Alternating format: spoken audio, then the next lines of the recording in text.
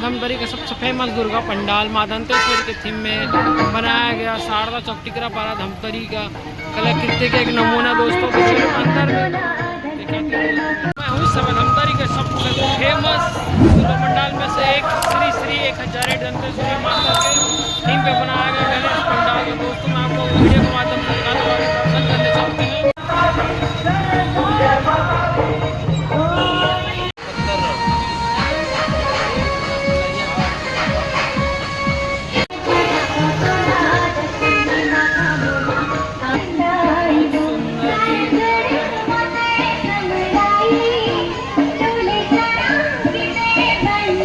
दंतेश्वरी के थीम में बनाया गया दोस्तों, जैसे कि वहाँ की मूर्तियाँ हैं शेर के, वैसे यहाँ पे भी मूर्ति देख सकते हैं आप। तो संगवारी को देख सकते हैं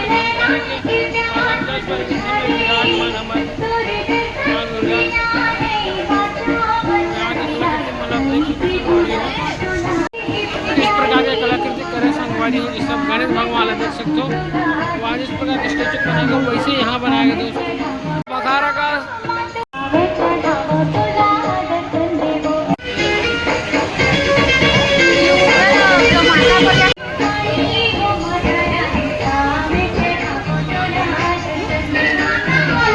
पूरा बस्तर के कलाकृति आपको नजर आई दोस्तों, बहुत सुंदर और भव्य बनाया गया है।